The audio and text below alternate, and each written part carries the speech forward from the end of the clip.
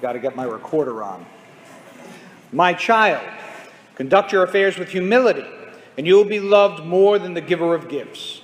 Humble yourself, the more the greater you are, and you will find favor with God.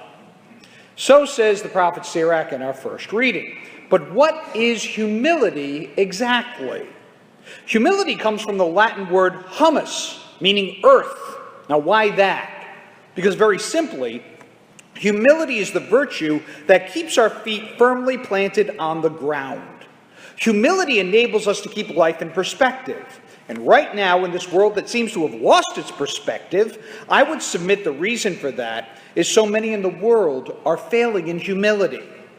Humility, as defined in the Pocket Catholic Dictionary edited by the late great Father John Hardon, is, quote, the moral virtue that keeps a person from reaching beyond himself.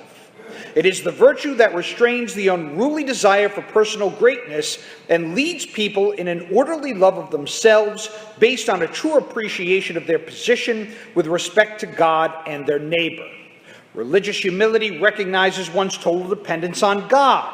Moral humility recognizes one's creaturely equality with others.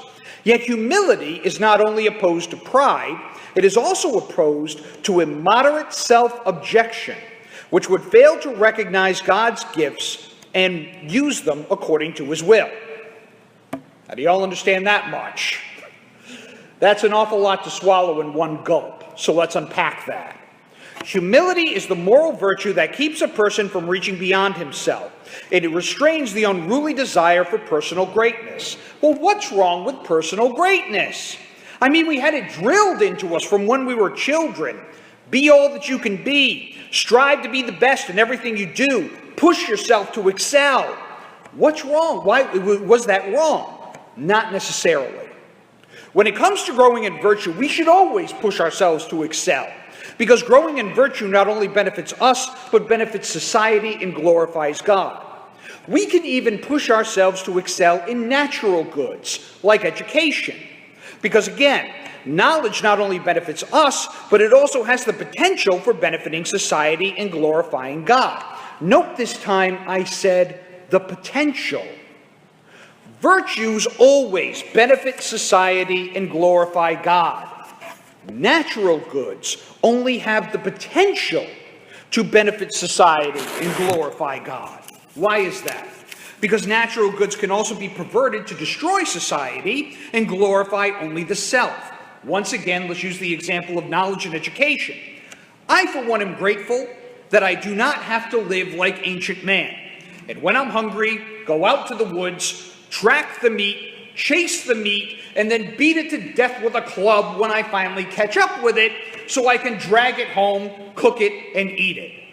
Thank God for knowledge and education that has provided the technology that I don't have to live like that. But the more we grow in education and knowledge, also grows our capacity for inflicting pain and destruction upon each other.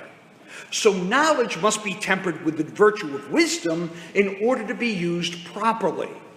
Thus the need for humility.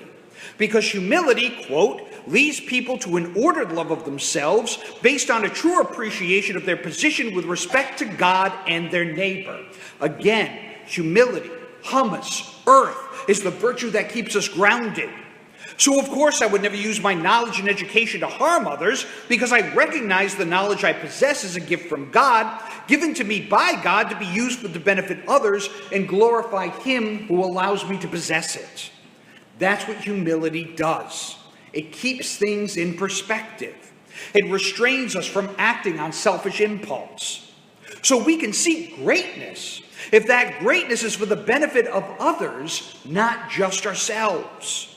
When we seek personal greatness strictly for wealth, power, or fame, these things can tempt us to think that we're better than everybody else. Or what we've achieved is not a gift from God, but a triumph of our own design. And so we fail in religious humility by not recognizing our total dependence on God, or we fail in moral humility by not recognizing our creaturely equality with others. Now, that is not to say that wealth, power, and fame are evil things. They are, in fact, morally neutral things. But with them goes the temptation to sin against humility. When people are exceptionally talented at something, it often happens that wealth, fame, and power naturally follow. But again, humility should dictate the ends for which that wealth, fame, and power are used. I'm always edified when I see a meme on Facebook of famous people, actors and athletes, who attribute their success to God. That's religious humility. It encourages faith in others and it gives glory to the Lord. Or when rich people use their status to bring some social concern or noble cause to the spotlight, to raise awareness or start a charitable foundation for the sake of benefiting the less fortunate, that's moral humility. It encourages recognition of the creaturely equality between us. So wealth, power, and fame are not bad things if they're tempered with humility. So that's what humility is. What is humility not? The last statement of that definition says, humility is not only opposed to pride, it is also opposed to immoderate self-objection, which would fail to recognize God's gifts and use them according to his will. What does that mean?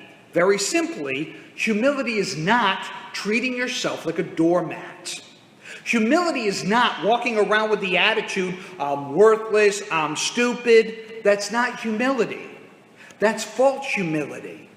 And that attitude actually sins against humility because it fails to recognize one's creaturely equality with others.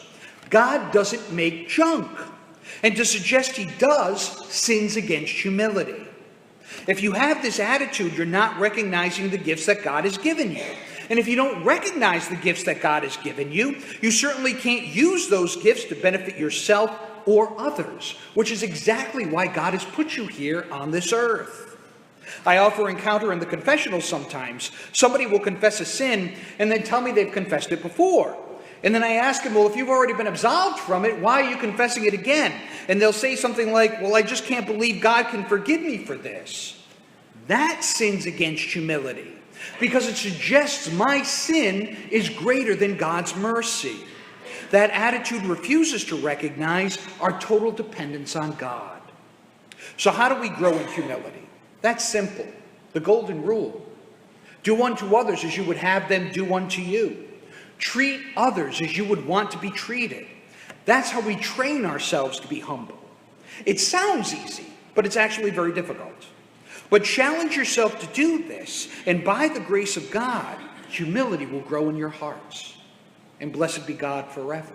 In the name of the Father, and of the Son, and of the Holy Spirit. Amen.